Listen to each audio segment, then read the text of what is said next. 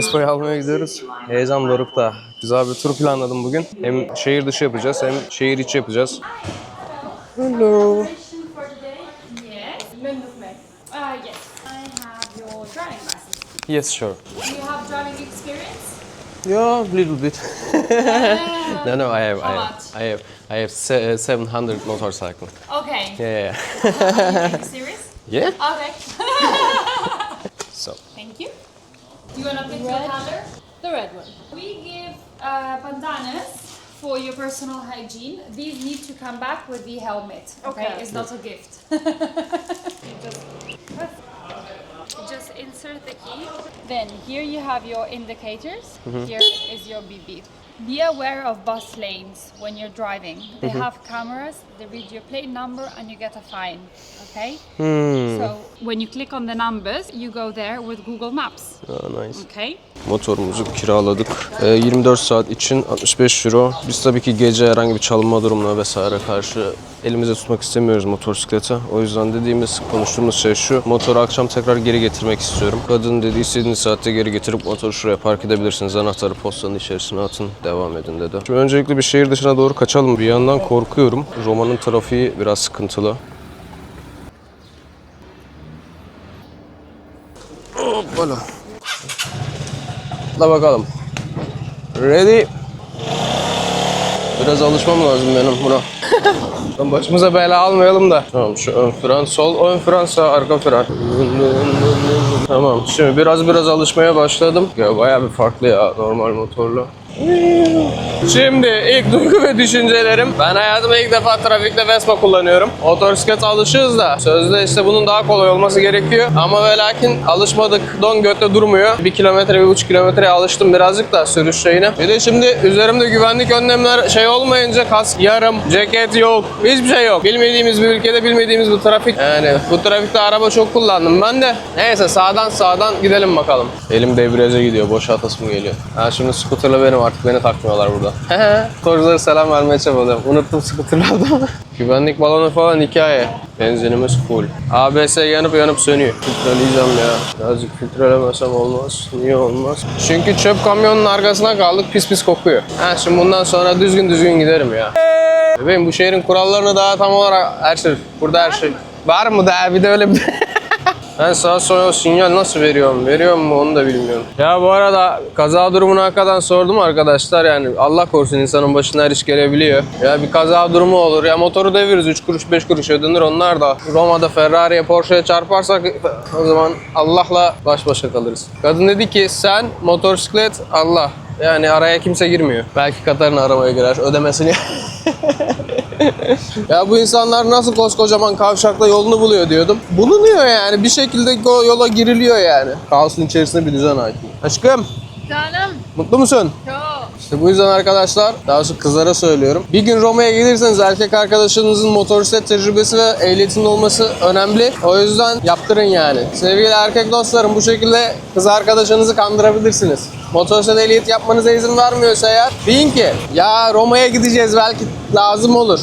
Biz burayı nereden bulduk? Çok böyle abartılacak bir durum yok. Arkadaşlar internete giriyorsunuz. Scooter kiralama Roma. Bir sürü sayfa çıkacak. Hepsi sanki tek ağız yapmış gibi anlaşmış. 65 euro 24 saati. Yani çalınır malınır motosiklet diye ben gece motosiklet tutmak istemiyorum. Kadın dedi otobüslerin arkasına takılma. Şimdi navigasyonda otobuna girilmeyecek şekilde şey verdim. Konum. Güzel tarihi bölgeler var işte. Buradan göl var ileride. Göle gideceğiz. Gidelim bir gölün kenarında kahve içelim. Aa ne güzel koktu ya. Yol 30 gösteriyor. Bunlar polis bile yanımdan 70'le geçiyor. Burada da kültür bu böyle babacım ya. Ha, bak ne güzel bir şey. Her yer tarih be ya. Gözlerim yaşarıyor. 80 kilometre açık kasla çok zor. 60'a kadar okey de 60'tan sonrası bozar. Lasciatemi cantare zona l'Italia. Katerina sürüşün sonunda bir tip atarsın herhalde. Ona göre yani. Belki bir kat alırım.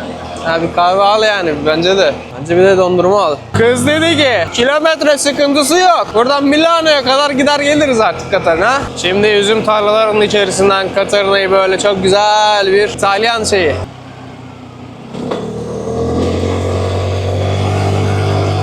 Hava çok serin ya. Birazcık üşütüyor. Benim de var motorum, tamam mı? He? Tamam mı? Şimdi ben burada turistim.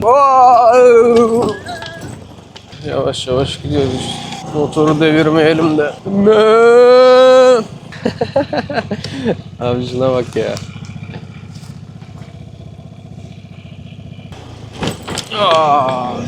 Yol kötü değil, yol acayip kötü. Laşa temik. Aklıma şey geldi ya, bir motor 65 euro. Günde 10 tane kiralasa haftada bir motor yanına cebine koyar. Onu hesapladım şu an. Gel bakalım.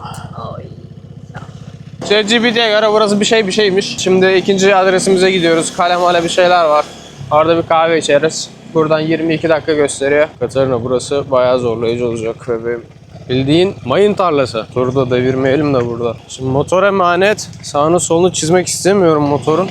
Benim motor olsa var ya, ayağa kalkardım, bam bam bam bam geçerdim de.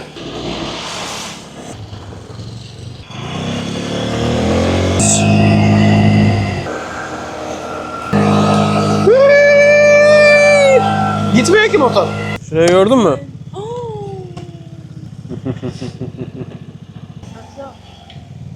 Nasıl buldum ama? Abi bu nasıl açılıyor? Roma'dan çıktık yola. Tam 25 kilometre sürdük hiç durmadan. Sonra geldiğimiz yer böyle bir şey. Şimdi yavaştan aşağı doğru falan ineriz. Çay, kahve, bir şeyler. Bu gölün adını şuraya bir yere yazarım ben arkadaşlar. Şurada da kale var galiba. Bir de oraya gideceğiz. Şunun tipe bak Allah aşkına. Onu çıkaralım lütfen. Çıkarayım mı? Lütfen. Bir daha takamam, ondan korkuyorum. Yok, ben takarım. İyi, tamam.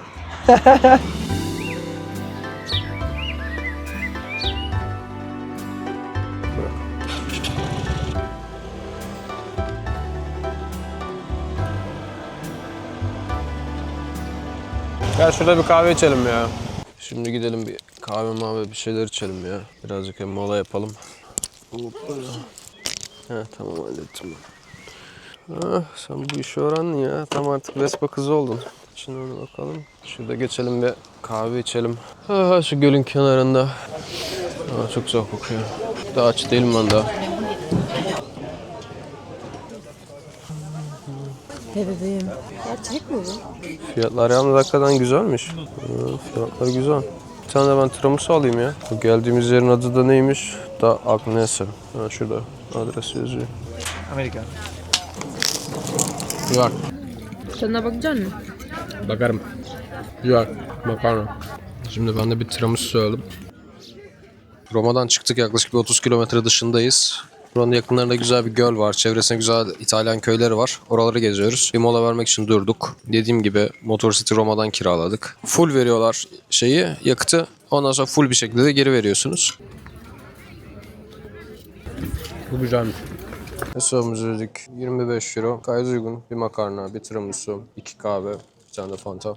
Yavaştan kalkalım, yolumuza devam edelim. Evet. Şimdi Vespa'nın güzelliği. Omaya döndüm oğlum. Nasıl yapılıyor bu bilmiyorum ki, yapsana şunu. Anneanneye döndüm ya. Ha, arkadanmış. Şunu şuraya takıyoruz. Marşa basıyoruz. Şunu... Ha, Katarina çözdü ya. Bu kızların içinden böyle bir şey çıkıyor Vespa olunca. Şimdi bir dahaki rotamız buradan kaleye gideceğiz. Castel Gandalf. Ney? Gandalfo. Hadi bakalım. Hoppala. Hoppala. Ağzım yüzüm sinek doldu ya. Burasıymış Gandalf'ın kalesi. Bence de devam edelim ya. Burada sanki bir şey yok gibi. Gölün kenarında yavaş yavaş gezelim ya. Bir dahaki yerimiz ne mi? 15 dakika. Oo, bura güzel bir yere benziyor. Bilmiyorum, Gandalf'ın kalesi güzel bence de. Ben Vespa'yla tur atmak istiyorum ya. Kültür turizmi için zaten yeterince Roma'nın içerisinde gezeceğiz. Yarın Kolezyum'a gidiyoruz. Vespa'yla vakit geçirmek nedense daha hoşuma gitti ya. Yeterince daş göreceğiz zaten yarın. Her yerimiz daş olacak. Var ya, soğuktan böyle dişlerim birbirine çarpıyor ya. Mayıs ayında bu kadar soğuk olur mu ya? Benim de motorum var, benim de. Evet, Nemi'ye geldik. Ha, Bozcaada'yla belediyeler, kardeş belediye. Nereye park edeceğiz şimdi? Yine hayatıma buraya koyacağım ya motoru. Gelin bir de Nemi şehrini gezelim. Park tablosundan sonrasına koyduk. Herhalde Vespa'ya kimse bir şey demiyor. Kumpir mi? Kumpir'in burada ne işi var ya? Oğlum burası Türk yeri. Abi çok saçma lan. Simit, çay, su, içecekler, bira, ayran. Bizler niye her yerdeyiz ya? Her masada varız arkadaş. Abim benim Türk bayraklarını da asmış oraya. Demek ki bu köyde bebeğim çilek üretimi yapıyorlar. O yüzden çilek var. Oo, kafaya bak ya. Tam bir İtalyan klasiği. Nemi kasabası çok güzelmiş. Vespa kiralarsanız eğer kalk Nemi'ye gelin. Burası güzelmiş. Çok güzel bir İtalyan köyü. Evet arkadaşlar. Göl burada. Aşağıya doğru da bir yürüyüş yolu var da hayatta gitmem ben oraya. O gidişin bir de dönüşü var. Şurada acaba yaşamak nasıl bir histir ya? Çok merak ettim. Ev çok eski ama manzaraya baksana. İnmanomom bir şey işte. Wow. Çok güzelmiş. Buradan da aşağı doğru bir yol gidiyor muhtemelen. Şeye göle doğru. Bizim geri zekalılar. Elif, Zeynep, Süleyman. Yazıklar olsun ya. Ne kadar utanç verici bir şey ya. Bak şuraya karalamış Zeynep. Ethem, Gülsün. Umarım yakın zamanda ayrılırsınız. Yani şöyle bir güzelliği gelip izleyip keyfini çıkarmak varken burada insanların şeyine zarar veriyorsunuz ya. Dağık ailesi. Daha beddua ettireceksiniz kendinizi. Arkadaşlar burada Türklükle alakalı bir şey var ya. Buranın ben bakmam lazım galiba. 10. yıl dönümünde kardeş şehir anlaşması. Bunlar hepsi Türkçe lan burada. İtalya Cumhuriyeti ve Erenköy ilçesi Türkiye Cumhuriyeti. 10. yıl dönümünde kardeş şehir anlaşması. Kiraz mevsimi. Türkçe yazıyor burada. Yani benim anladığım kadarıyla Türkiye'deki birkaç belediye burayla şehir kardeş şehir olmuş. Şimdi arkadaşlar ben şeyden baktım internetten, bu Nemi şehrinin Türkiye ile olan bağlantısına herhangi bir bağlantısı yok benim gördüğüm ama belediyeler kardeş olduğu için bir sürü anlaşma şeyleri var. O yüzden burada Türkçe ifadeler bulmak ilgimi çekti yani. Burada tekrardan bir yere oturduk. Bir kahve mava bir şeyler içeceğiz tekrardan. Birazcık geziyoruz. Bir kahve içiyoruz. Sonra biraz motor sürüyoruz. Buradan yavaş yavaş zaten şehrin içine doğru devam edeceğiz. Şimdi arkadaşlar bir Americano, bir şöyle küçük bir şey, bir tane şöyle bir şey, bir tane daha kahve. Total 15,5. Fiyatlar iyi ya, o kadar şey değil ya. Yenür. Yani Ali biliyoruz gibi. Hayatta birçok şeyi dert etmek için çok kısa ya, bunu fark ettim. Her tatilimde onu fark ediyorum. Yıllarca insanlar para kazanıp biriktirmeye çabalıyorlar. Hayatta bir gün rahat edebilmek için. İnsana yarın ne geleceği getireceği belli olmuyor. Hastalıklar, kanser. Hayattaki vizyonum son günümmüş gibi yaşamak oldu. Yarın ne olacağı hiç belli değil ya. Kim bilir şu arkamızdaki binalarda kimler yaşadı. Bu köyde ölüp gittiler belki. Bu arada arkadaşlar şey yapmayın ya. Vespa kiralayıp sırf fotoğraf için işte ne bileyim Kolezyum'da ki fotoğraf için Vespa kiralamayın. Vespa kiraladıysanız hakkını verin. Çıkın abi Roma'nın çevresinde. Zaten Roma'nın her yerini adımla gezebiliyorsunuz. Elbette ki fotoğraf biz de çekeceğiz bu akşam Kolezyum'a gidip ama ben daha çok çevre köylere gitmeyi tercih ettim.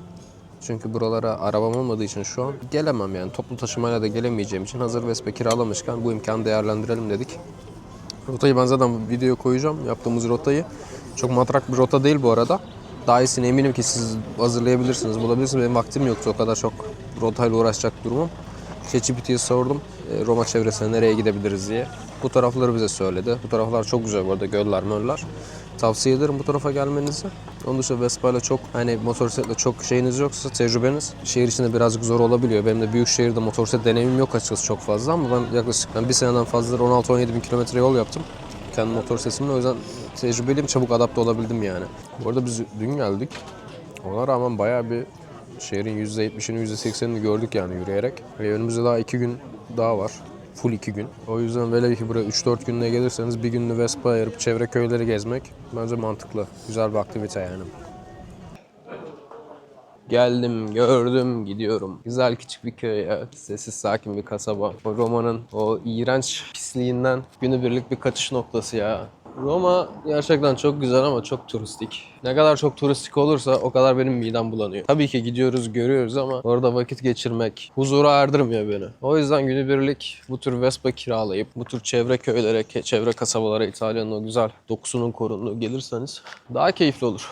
Yani İtalya'nın neresine gidersen git zaten çok güzel. Yemekler, kahve, her şey çok güzel, çok kaliteli. Mesela Roma'da daha lezzetli yiyecek, içecekleri bulmak için aramak gerekiyor. Burada nereye oturursanız oturun hepsi İtalyan. Roma'yı yabancılar basmış. Bu kötü bir şey tabii ki değil. Ama ve lakin gerçek İtalyan lezzetlerini yapan İtalyan aşçıları bulmak gerçekten hem masraflı hem bayağı bir uğraş istiyor.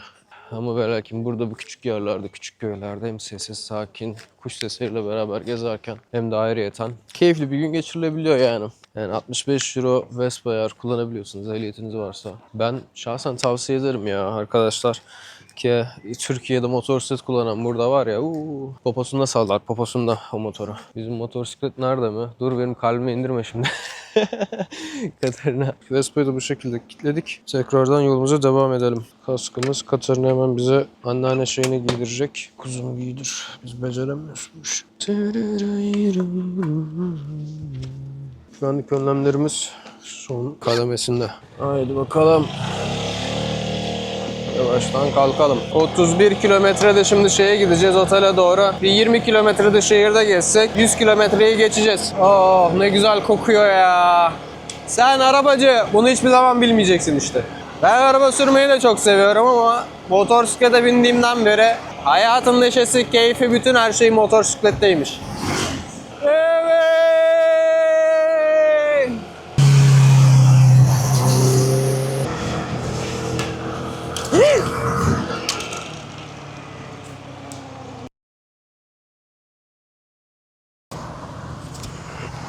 Lan kamera düştü. Kamera çalışıyor hala. İyi mi? Çalışıyor mu? İyi mi? Kamera çalışıyor hala. DJI Action 6 herkese tavsiye ediyorum. Kaç kere düştü. 80'le düştü, gene çalışıyor, gene çalışıyor. Tamam ya, bir şey olmaz. Başımıza en kötü bu gelsin hayatım. Hiç önemli değil. Kamera gerekirse paramparça olsun. Tamam, aynen yola devam. Bu kamerayı taktığım yer böyle silindir şeklinde. Altı böyle dar, üstü geniş. Straight muhtemelen aşağı doğru kaydı, oradan çıktı yerinden. Hayatta hiçbir şey can sağlığından önemli değil. Kameranın yenisi de alınır. Hiç önemli değil. Yeter ki başımıza bir iş gelmeden keyifli bir şekilde şu gezimizi yapalım. Otele gelmiş bulunuyoruz. Buraya kadar toplamda git gel gez bilmem ne 56 kilometre yapmışız. Sandığımdan az ya. Ben dedim 100 küsürü geçeriz herhalde de. Bu arada kameraya nasıl bir şey olmadı ben onu çözemedim yani. Çok güzel yapmışlar bu kamerayı ya. Şimdi bir saat bir dinlenelim o zaman. Oradan tekrar bakalım duruma göre. Şimdi yaklaşık bir saat kadar dinlendik. Bu Vespa'yı kiraladığımız yerde bir rota var. Nereleri gezmemiz gerektiğiyle alakalı şehir içerisinde. Oralara bakacağız şimdi. Birer gitmeye çabalayacağız. Bakalım bize neler tavsiye etmişler. Hazır mısın? Pedro. Geçtiğim yerde kırmızı yanıyordu. Önümde polis gidiyor. O da kırmızıda geçti.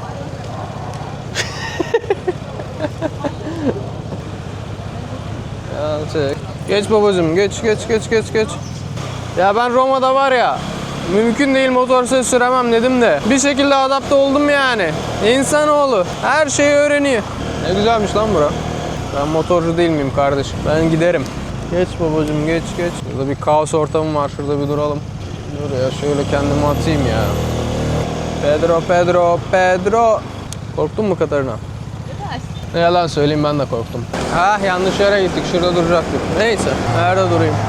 Oo, arkadan trafik nasıl akıyor? Durdum. Boş gördük mü? Gördük. Devam edelim. Bizim gezimiz böyle işte. Böyle enteresan şeylere gidelim ya. Bunu gördük. Bunu da gördük. Gerek yok. Bas bunu gidelim. Tamam. O trafiğe bak ya. Acayip bir trafik var. Yeni oyundayız. Pedro.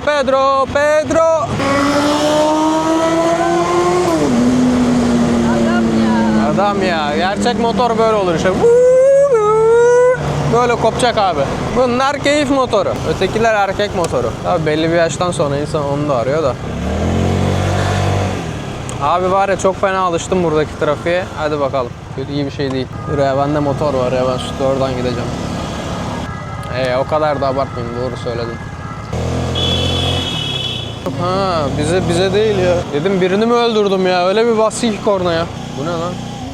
Neymiş lan bu video fotoğraf? Neyin fotoğrafını yapıyor bunlar? O şeyin anahtar deliğinden yapılan değil mi? Bu fotoğraf için burada bu kadar insan bekliyor ya. Bir fotoğraf için harcayacak vaktiniz mi kalmadı? Yazık ya. Daha kolay ya, bak burada var, bunu indirin kendiniz yapmış gibi paylaşın. Ben öyle yapardım. Yapmayacağım da yani. Bu sırayı beklemem ben. Yok be ya, bu sıra beklenir mi abi? Manyak mı insanlar? Tamam, öteki yer neresi? Tamam, burayı da gördük. O kadar abartılacak bir şey yok. Anahtar deliğinden fotoğraf yapmaya bekliyorlar işte.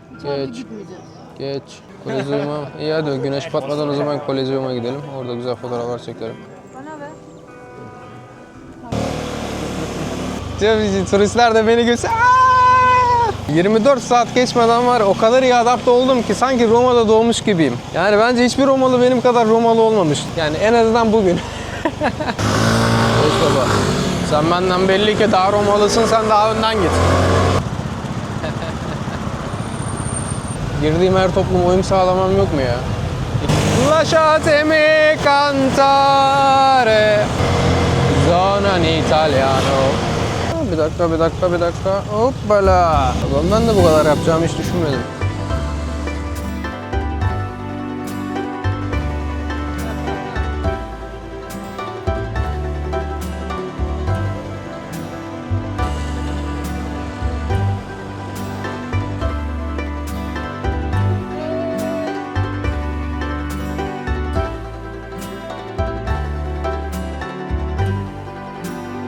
Birazcık Kolezyum'un oraya geldik. Birkaç güzel fotoğraf çekindik. Çok güzel fotoğraflar çıkıyor. Kolezyum'un çevresinde geziyoruz. Birkaç tur attım. Kolezyum'un o tarafa gelirseniz buraya park edebiliyorsunuz motoru. Yan tarafına hemen. Buradan güzel fotoğraflar çıkıyor.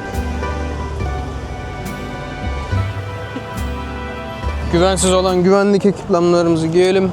Kolezyum'un çevresinde Vespa'mızla beraber çok güzel fotoğraflar çekindikten sonra bir sonraki noktamıza gidiyoruz. Ne kadar güzel ya, güneş buraya böyle. İşte gerçek motor budur ya, bizimkisi tırıvırı. Bundan sonra skuterci dostlarımla beraberim. Skutercılara selam vermeyeni var ya. Abi adamlar bir motor sürüyor, altındaki sürdüğün motordan utanırsın. Bak abi şekil budur. Budur abi. Ya burada İtalya'da çok fazla sokaklar dar olduğu için muhtemelen navigasyon çok iyi çalışmıyor. Tabelaları takip etmekte her türlü fayda var. Birazcık da İtalya'da kaybolalım ya. Bizde kaybolmak diye bir şey yok. Biz daha çok gezdim diyoruz. Gezmeye bahane. Ben gezeceğim abi. Ben bu dünyaya yemeye, içmeye, gezmeye geldim. Yarın ölmeyeceğimin kimse garantisini vermiyor bana. Pantheon'a geldik. Hello. Bam. Var ya 10 numara park ettim ha. Atla bakalım. Abi baksana kocaman ya. Domatesini, salatalığını at içine. Mis. Kapatacaksın. Pantheon'a geldik. Motorumuzu park ettik. Ya ben bu bayağı küçük bir şey zannediyordum ben bunu. Dev gibi bir şey. İşte motorla gezmenin faydaları. Bazen bana soruyorlar. Diyorlar ya motorla sen bir günde hangi şehri görüyorsun? Motorla gezdiğim zaman gezilecek yerlere öyle hızlı varıyorum ki bakıyorum çıkıyorum. Ortam güzelmiş yalnız ha. Şu kapıya dokunacağım. Güzel. Gel şöyle ara sokaklardan biraz yürüyelim hayatım. Tabii olmazsa olmazı bu işin sokak satıcılara sokağa bir tat veriyor. Sıkıştırmadıkları sürece güzel. Mısır'da işin iyice şeyini çıkarmışlardı yani hakikaten var ya nefret ettirdiler. Şimdi buralarda ünlü bir sandviççi vardı. Onu bir bulabilirsek çok uzak olacağını düşünmüyorum. Acıkmaya başladım. İçim dışım pizza, makarna olacak. Arada bir değiştirmek lazım. Bak burada da bir şey var. Girilebiliyor mu buraya? Bedavaysa kaybedecek bir şeyim yoktu. Kaybedecek bir şeyim yoksa yaparım. Hadi canım. Bu kadar güzel olmasını beklemiyordum. Burası beklediğimden de güzelmiş. Küçük bir kiliseye benziyordu. Bu kadar güzel olacağını hiç tahmin etmedim ya. Nasıl yaptınız siz bunu ya? O kadar bir şeye benzemiyordu dışarıdan da içi. Her yerini o kadar güzel döşemişler ki. Şimdi bak sandviççi direkt çok uzakta değildir dedim ya. Ha bak burada hemen. Kiliseden çıktıktan sonra. Şimdi şuradaki meşhur yiyelim bir sandviççiyi. Hi. Şimdi bir sandviç aldık. Ha bir tane sandviç ikiye bölmüş. Çok güzel. Neydi bunun adı? La Golos. Bir tane de kola aldık abi. Kola 3,5 euro. Bir tane sandviç 10 euro. Gayet uygun bence ya. Fame bir restorana göre. Güzel. Salam, burrata, domates, pesto sosu. Lezzetli ama ya. Denenir yani. Böyle wow böyle ömrüm hayatımın bir değişime uğradı değil ama güzel bir sandviç. Bu dükkan Pantheon'un hemen arka sokağında. Şimdi Trevi Çeşmesi'ne gitmeye çabalıyoruz da. Abo daha 350 metre var burada bile kalabalıklaştı. Çikolata nasıl akıyor? Evet çok güzelmiş. Okay. Let's go. Okay, let's go. Çeşmeyi de gördük. Yani Roma'nın sokakları bir taraf bok kokuyor, bir taraf güzel kahve kokuyor. Yani nereye baksan her yer sanat, kültür. Bir de buraya bakalım. Wow. Güzel. Plansız gezmenin en sevdiğim yönü. Öyle denk geliyor, güzel şeyler. Sanki bir şey bulmuş gibi seviniyorum. Bak nereye çıktık? Çıktığımız yere bak. Şimdi arkadaşlar motorun yanına geldik. Bir de İspanyol merdivenlerine doğru çıkacağız. Başka da bir şey kalmadı galiba. Roma'da 2 günde bitirdik Roma'yı. Biraz fazla mı hızlı oldu? Abi bu ne kadar güzel bir şey ya. Her yerde tarihi bir şey var. Sanki orta çağda var ya, at sürüyormuşsun gibi. Oğlum ben bayağı çözdüm ya. Ya bu şehir gece daha mı güzel, bana mı öyle geliyor ya? Yani muhakkak gece de bir görmek lazım yani, öyle bir şehir. Daha güzel, daha çirkin diyemeyeceğim ama kesinlikle görülmesi lazım. Ben de bu işi öğrendim ha. İspanyol merdivenlerine. Eskiden burada oturup takılmak serbestmiş. Fakat o kadar çok turistik bir aktivite olunca demişler ki yok abi bu iş olmaz. Ondan sonra yasaklamışlar burada oturmayı. Ben de bu bilgiyi Instagram'da gördüm. Hemen satıyorum bak nasıl. Ama bu taşlardan bayağı bir çalmış. Bu ikinci mi üçüncü gördüğümüz mü ne? İspanyol merdivenlerine de geldik. Burayı da görmüş olduk. Güzel bir atmosfer var. Burada sessiz, sakin. O çeşmenin oradaki yoğunluk gibi yok. Eğer bu merdivenleri yürümek istemiyorsanız bence yürüyün ama. Şu ileride, şu dizelin yanında bir tane sokak var. Oradan girdiğiniz zaman metro istasyonuna çıkıyor. Metro istasyonunda asansör var. Asansörle yukarıya çıkabiliriz. Tam merdivenleri yürüyemeyeceğim daha. O yüzden asansörle yukarı çıkacağız. Tamam, bizim planımız bu gece motoru tutmak değildi. Motoru bırakmayı düşünüyorduk da yarın tur bırakırız, oradan Kolezyum'a geçeriz. Bu bahsettiğim şey de burada tam olarak. Oradan girdikten sonra Budayı'ya selam veriyorsunuz. İspanyol merdivenlerinin yukarısına çıkacağız. İspanyol merdivenlerinin direkt üstüne çıktık. Böylece Vespa'yla randımanlı bir zaman geçirdik yani. Şehrin dışına gittik, şehri gezdik. Olabilecek en güzel şekilde Vespa'yla Roma'da bir gün geçirdik. Harika. Teşekkür ederiz Vespacığımız. Buradan Kolezyum'a tekrar geçiyoruz. Katarina Kolezyum'u tekrar görmek istedi. Kararmış halini. Otele yatmaya gelmedik ya. Gezmeye geldik baba. Gezeceğiz. Sevgili İlper Ortaylı'nın dediği gibi en güzel nasıl gezilir? Yürüyerek gezilir. Ama sevgili İlper Hoca'nın bilmediği bir şey, motorla da çok güzel geziliyor. Rahmetli. Lasciatemi cantare. Burada da hep bir trafik var. Ama beni ilgilendirmiyor arkadaş, beni ilgilendirmiyor. Ya her yer o kadar güzel ki. Dümdüz gideyim ya, çok güzel gözüküyor. Bu sokak çok hoşuma gitti, oradan girdim.